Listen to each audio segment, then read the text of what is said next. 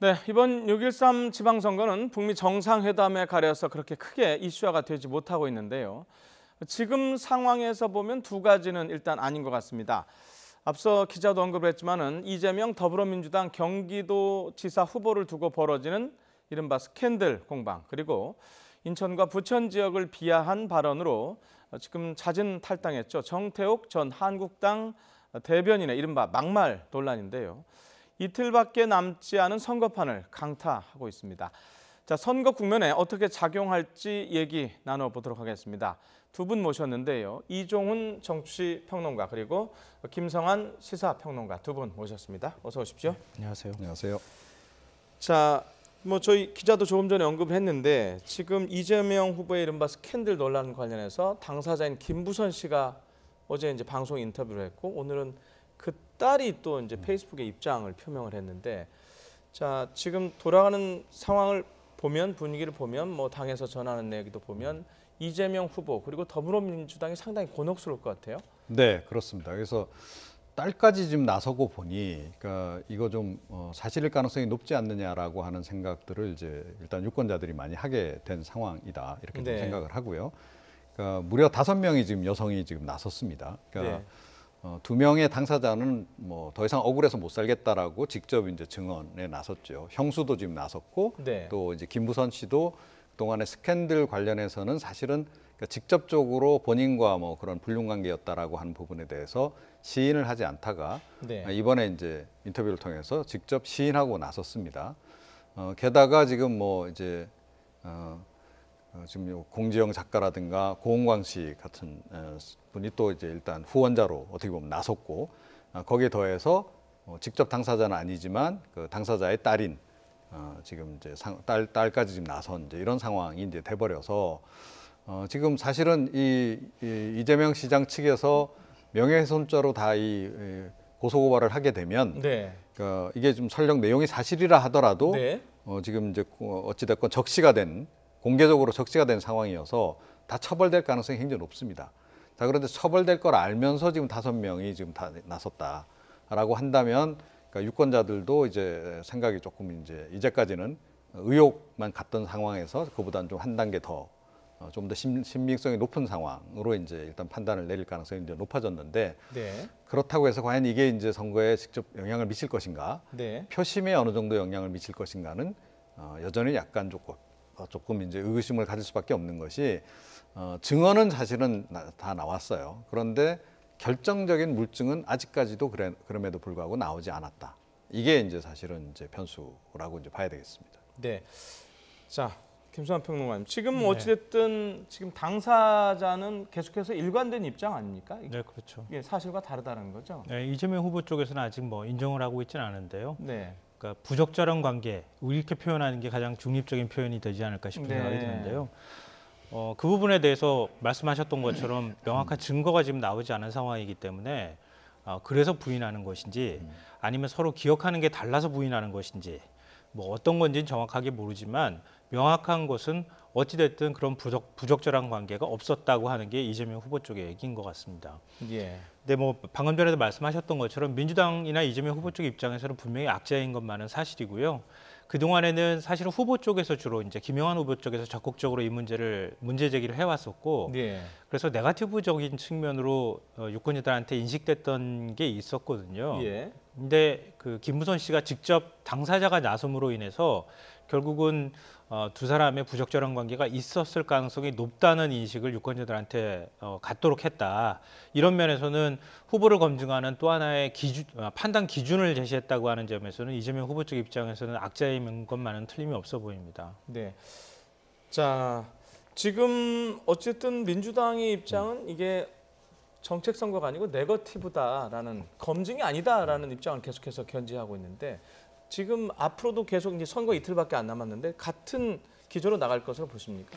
그렇죠. 그러니까 뭐라고 지금 이야기할 수 없는 상황이 지금 돼버린 거 아니겠어요? 그러니까 사실관계를 당 쪽에서도 지금 정확하게 뭐 확인할 수 있는 그런 어떤 그렇죠. 수단이 증거도 지금 없고. 있는 건 아니기 예. 때문에 그러니까 판단 기준이 될 만한 그런 것들이 없다는 거죠. 자, 그래서 지금 이제 당으로서는 지금 이제까지 해온 그런 기조의 네. 입장을 그대로 유지할 것 같고, 그러니까 이재명 이제 후보 측에서 과연 앞으로 어떤 입장을 취할 것인가가 이제 굉장히 중요한데, 네. 그러니까 아직까지도 지금 뭐 본래 입장 그대로 유지하고 있어요. 그러니까 김부선 씨하고는 뭐 어찌됐건 의뢰인으로 만나서 그 관계 이상은 아무것도 없었다라고 지금 이야기를 하고 있는 거고, 계속 이제 그 기조를 지금 유진하고 있습니다. 네. 그런데도 이제 어찌됐건 유권자들은 상당한 의구심을 지금 이제 갖기 시작한 상황이고, 네. 이걸 네거티브라고 이제 보기가 좀 어려워진 것이 당사자들이 이제 나서버리는 바람에 네. 이제 그 국면을 이제 넘어선 상황이고, 지금은 사실은 어떻게 보면 언론 검증이 더 지금 치열하게 지금 전개가 되고 있는 이런 상황이 돼버렸다는 거죠. 그래서 뭔가 반응은 내놔야 되겠는데 지금 반응을 내놓기도 좀 애매한 상황이다 보니 네. 아무런 지금 이제 반응을 이제 내놓지 않는 이런 그 국면이에요. 그러니까 일단 뭐 투표율까지 그대로 가겠다라는 생각 같습니다. 네. 일단 그렇게 보이고 결국은 유권자들이 이제 판단을 내려야 되는 상황이 이제 돼버렸다. 그러니까 이재명 후보자가 거짓말을 했는지 안 했는지, 그것이 이제 뭐 정치인의 자격으로서 이제 국민들이 이제 어떻게 판단을 내릴 것인가 하는 부분과, 만약에 이제 불륜이 있었다라고 했을 때 그것도 사실은 이제 정치인 되기 이전의 과거 불륜인데, 그렇죠. 그 과거 불륜에 대해서 국민들이 이제 어떻게 평가를 내릴 것인가, 그 두 가지 부분만 지금 남은 상황이 아닌가 이렇게 생각합니다. 어쨌든 당사자들까지 나섰기 때문에 지금 누군가 한 사람은 거짓말을 하고 있는 게 분명하게 이재명 후보가 될 수도 있고 김부선 씨가 될 수도 있고, 자, 그 부분은 어떻게 정리되는지 모르지만 어찌됐든 이와 관련한 정치권의 공방이 아주 뜨겁습니다. 당대표, 당사자들 발언 일단 들어보고 얘기를 이어나가도록 하겠습니다. 쓸데없는 거 가지고 말들이 많아요. 도지사 일하는 능력 보면 됩니다. 자기도 가정생활이 가화반사성이 안 되는데 상대 후보 네거티브만 하면서 경기도민 짜증나게 하는 그런 스트레스 주는 후보 말고, 형수한테 쌍욕하고 여배우하고 무상불륜 15개월 하고 저형 정신병원에 강제로 집어였고, 이런 인격 파탄자를 후보로 내세운 쓸데없는 이야기들, 이런 이야기들로 이 소중한 시간을 낭비하는 것들에 대해서 저는 오히려 국민들의 문책이 따를 것이다, 그렇게 확신하고, 이 네거티브나 이 허위사실 유포나 이런 것들이 결코 선거 결과에 영향을 주지 못할 것이다라는 점을. 그러니까 민주당의 대표, 그리고 표창원 의원, 그리고 이재명 후보까지 이 남경필에 대한 네거티브에 그냥 집중하고 있거든요. 그 얘기는 뭘까요? 이미 역전됐다는 얘기겠죠. 꼭 승리하겠습니다. 자, 뭐 객관적으로 나오는 여론조사상에는 아직 역전 그런 얘기는 없는데 이제 말씀은 하시는데, 네. 어쨌든 저희가 이제 이 관심을 갖고 토론하는 거는 이게 선거에 어떤 영향을 줄 거냐는 부분인데 어떻게 네. 보십니까? 참 이거 말씀드리기 정말 어려운 문제이고, 네. 유권자들의 마음을 이 최종적으로 남아있는 한 사흘 동안 어떻게 결정할지를 제가 섣부르게 말씀드리기 좀 어려운 측면이 있는데요. 예. 일단 정치적으로 볼 때는 저는 당락을 바꿀 정도의 이슈는 안 될 것이다 이렇게 봅니다. 예. 왜냐하면은 이 이슈가 문제 제기되는 방식 자체가, 우리가 이제 흔히들 드라마를 보더라도 스토리텔링이 중요하다고 하잖아요. 문제 제기되는 방식 자체가 유권자들한테 굉장히 정치 공세로 인식된다. 네. 그건 조금 더 말씀드리면 무슨 얘기냐면요. 이런 문제가 이제 부적절한 관계가 문제가 됐다고 하면 당사자가 먼저 나서서 이걸 문제 제기를 하거나, 네. 아니면 지금은 간통죄가 폐지됐지만 이재명 후보 측 후보 부인이 나서서 이 문제를 문제 제기를 하거나, 네. 예를 들면 직접 당사자들이 나서서 뭔가의 명확한 물증이나 증거를 갖고 만약에 문제 제기를 했다 그러면 그건 진짜 도덕성의 문제로 바로 유권자들한테 인식됐을 가능성이 높다는 거죠. 근데 이 문제 같은 경우에는 이미 2013년도에 김무선 씨하고 이재명 후보하고 같이 SNS에서 설전을 벌이면서 문제가 됐고, 상당 부분이 아마 많은 분들이 이 논란에 대해서 어느 정도는 알고 있었다는 겁니다. 네. 근데 이재명 후보도 그렇고 김무선 씨도 그렇고 먼저 문제 제기를 하고 싶어서 이 문제가 커졌다기보다는 김영환 의원이 이걸 본격적으로 토론회 때 문제 제기를 하고 정치적으로 이 문제를 문제 제기를 함으로 인해서 드러난 거거든요. 네. 그래서 어찌 보면 이 남녀 간의 문제에서 당사자들이 문제 제기를 하고 싶어 하지 않은데 어쩔 수 없이 바깥에 호출이 돼서 나오는 것처럼 보인다는 겁니다. 네. 그러면 그 이전에 유권자들이 인식할 때는 이건 네거티브죠, 공세라고 하는 인식이 더 커져 있는 상황에서 이 문제가 나오기 때문에 훨씬 더 사실은 파괴력이 클 만한 이슈인데, 그 파괴력이 큰 이슈가 오히려 정치 공세화되는 그런 인식이 됐을 가능성이 높다는 거죠. 네. 그러니까 그런 점에서 저는 결정적으로 유권자들한테 영향을 미치지 못할 가능성이 있다고 보고요. 둘째로는 이번 선거가 뭐 후보나 정책을 검증하는 이런 선거라기보다는 오히려 정당의 중앙 정치에 어떤 영향을 더 많이 받고 대통령 지지율이나 정당 지지율에 더 많은 영향을 받는 선거의 판세가 만들어졌다고 하는 측면이고요. 네. 또 하나는 북미 정상회담이나 이런 대형 이슈가 계속 생겨나면서 우리 이슈가 이슈를 덮는다고 이 문제가 선거 막판에는 문제 제기가 됐을 수는 있겠지만 전체 이슈 국면을 바꿀 만큼의 이슈는 되지 못하는 측면이 있다. 그런 면에서 이 두 후보 간의 지지율 격차가 생각보다 많이 벌어져 있었던 이전의 네. 여론조사 결과를 보면요. 네. 그런 상황에서 그걸 다 만회하고 판을 완전히 뒤엎을 만큼의 이슈는 되지 못하지 않겠느냐 하는 게 제 생각입니다. 예. 자, 좀 전에 이제 지지율 말씀하셨는데 저희가 이제 가장 최근에 여론조사 결과를 좀 준비를 했는데 말씀하신 대로 지지율 측면에서는 지금 거의 더블 스코어가 차이가 나는데요.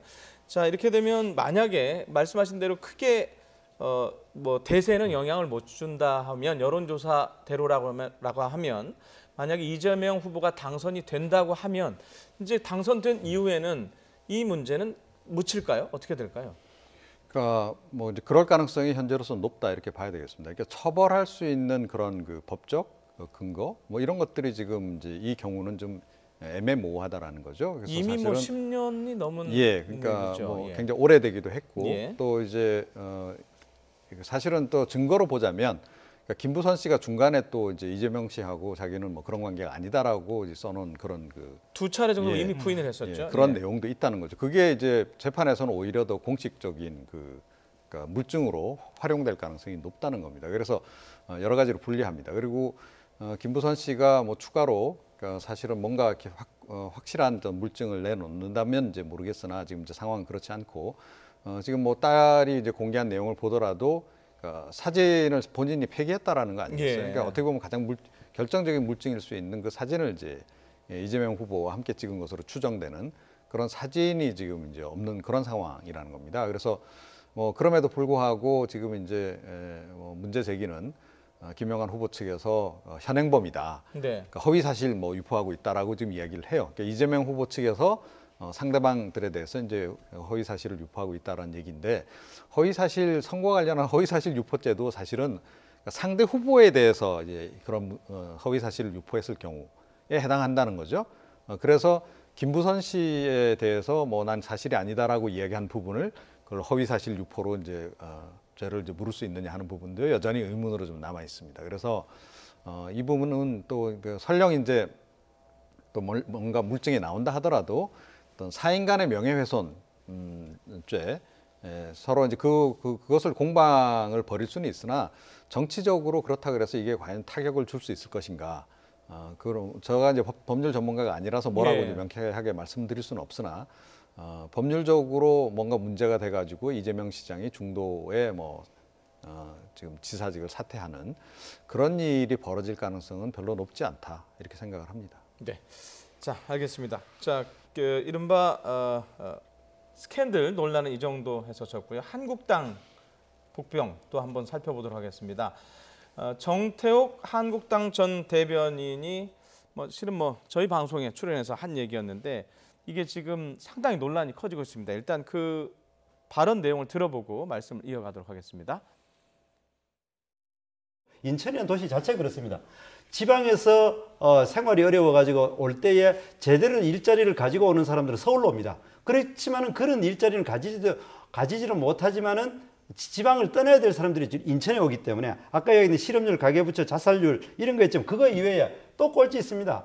예를 들어 서울에서 살던 사람들이 그 양천구, 목동 같은 데 잘 살다가 이혼 한 번 하거나 직장을 잃으면은 저 부천 정도 갑니다. 부천 있다가 또 살기 어려워지면은 그럼 저기 그 인천 가가 중구나 남구나 이쪽에 갑니다. 지금 말씀이 조금 지나치신 게 듣다 보니까 인천 사람 살 데가 못 되는 것처럼 들려요. 그런 뜻으로 하신 말씀은 아니겠지만. 자, 지금 저 발언인데요. 저 발언 때문에 지금 사자성어까지 생겼어요. 이부 망천이라고. 사람들이 어떤 부분을 건드는 건가요, 저게? 그러니까 정서적으로 건드리는 거죠. 네. 부천의 엄연히 인구가 지금 몇십만입니까? 그리고 인천 인구하고 다 합치었을 때 그 자신의 지역에 대해서 저렇게 좀 안 좋게 표현할 때 유권자들 입장에서는 굉장히 기분이 상할 수밖에 없는 상황인 거죠. 더군다나 지금 선거를 앞두고 있는 상황에서 이 유권자들의 어떤 자존감이나 자존심 같은 걸 건드리는 저런 발언 같은 경우에는 뭐 이렇게 비교해서는 좀 그렇지만 그 이재명 시장 스캔들, 이재명 후보 스캔들보다도 제가 볼 때는 오히려 더 큰 영향을 미칠 가능성이 매우 높다. 예. 그리고 사실 뭐 저도 부천을 자주 가고 인천 자주 가시는 분들 굉장히 많지만 거기 사시는 분들이 이혼해서 가거나 아니면은 뭐 망해서 가는 지역은 절대 아니잖아요. 오히려 직장 때문에 그쪽으로 가시는 분들도 굉장히 많고 서울에서 오히려 요즘에는 서울 집값이 많이 비싸고 그래서 신도시가 만들어져서 가시는 분들도 굉장히 많은데 저런 식의 표현이 나오기 때문에 이전에 자유한국당 지지율도 좀 안 좋은 상황에서 오히려 유권자들의 감성을 건드렸다. 그런 면에서 제가 볼 때는 굉장히 이번에 표심에 많은 영향을 미칠 수 있다고 봅니다. 예. 자, 지금 자유한국당이 이재명 후보의 이른바 스캔들에 대해서는 목소리를 엄청 높이고 있지만은 이 건과 관련해서는 이른바 납작 엎드렸거든요. 당사자는 며칠 만에 지금 자진 탈당까지 해버렸습니다. 이 정도에서 정리할 수 있을까요?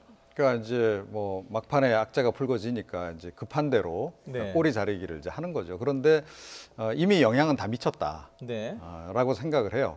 그래서 뭐 사실 전사할 사람들 이미 다 전사했다라고 보는 게 맞죠. 이런 정도 국면이라고 한다면. 그러니까 선거 지금 며칠 남았습니까? 그러니까 막판에 이제 불거진 그런 그 이제 악재인데다가 수습하기에는 시간이 너무 부족하다. 그리고 자진 탈당 정도에 과연 그러면 유권자들이 성에 차할 것인가? 그렇지 않을 가능성이 높다라고 저는 생각을 합니다. 그래서 그러니까 지금 이제 이 인천 또 부천 지역뿐만 아니고 이 경기도 권역 전체에 걸쳐서 그러니까 이게 광역자치단체장 선거에만 영향을 미치는 정도가 아니고 네. 그 밑에 아주 저기 기초의원 선거에까지 다 이게 전체적으로 영향을 미칠 가능성이 굉장히 높아졌다라고 봐요. 그래서 안 그래도 지금 뭐 홍준표 대표가 계속 이제 막말 논란 때문에 그러니까 당 지지율이 지금 뭐 계속 안 올라가고 정체돼 있었다라고 하는 이제 그런 문제 제기가 있지 않았습니까? 네. 그런 상태에서 이게 한 가지가 더 더해져 버린 그런 상황이라는 거죠. 그리고 뭐 탈당을 하긴 했습니다만 게다가 이제 이 대변인 신분으로 또 이걸 한 발언이었기도 하고 그래서 이걸 또 비공식적이다라고 개인적인 발언이었다라고 치부하기에도 좀 뭐한 그런 그 상황이 돼버린 거예요. 그래서 자유한국당에 있는 사람들, 의원들의 전반적인 인식이 좀 문제가 있지 않느냐라는 지금 생각을 하게 한다는 거죠. 그래서 안 그래도 보수 진영 내에서 이번에 과연 투표를 해야 할지 말아야 할지 굉장히 망설이던 상황이었는데 네. 거기에 더 이제 좀 기름을 끼얹은 격이 지금 돼버린 그런 상황이고 진보 진영 내지는 중도 지형에 있는 분들 입장에서는 지금 뭐 지지를 철회하는 분들도 좀 생길 수밖에 없는 더욱더 이제 그런 상황이 돼버렸는데 예. 그러니까 이재명 후보자의 그 악재, 네. 그 다음에 이제 이 악재가 두 개가 지금 이제 약간 상쇄 효과를 좀 이제 결국은 일으키는 것 같아요. 그래서 결국은 이제 전체적으로 보면 선거 큰 판세에는 대세의 지장이 없는 그런 국면으로 지금 이제 흘러가는 게 아닌가 이렇게 생각을 합니다. 지금 논란의 과정을 보면요, 이 화살의 일부가 지금 홍준표 대표한테 가고 있어요. 과거에 홍 대표가 그런 얘기를 많이 해서 이 비슷한 맥락 아니냐 지금 이렇게. 근데 뭐 방금 전에도 말씀하셨던 것처럼 연상작용이라는 게 제일 무섭잖아요. 예. 그러니까 이전 논란과 전혀 상관없는 거라 하더라도 우리 네. 과거 기억을 떠올릴 때도 마찬가지지만 과거에 안 좋았던 기억이 있으면 그때 봤던 뭐 먹었던 음식이라든가 그때 갔던 장소라든가 이런 것만 봐도 그 기억이 떠오르는 거랑 비슷한 거거든요. 네. 그러니까 막말하니까 홍준표 대표 이런 식으로 연상작용이 일어난다는 겁니다. 그러니까 자연스럽게 머릿속에서 발화 과정을 거쳐서 자유한국당 지지율에까지 영향을 미치고 다른 후보들한테까지 영향을 미치는 이런 문제로 간다는 게 일단 중요하고요.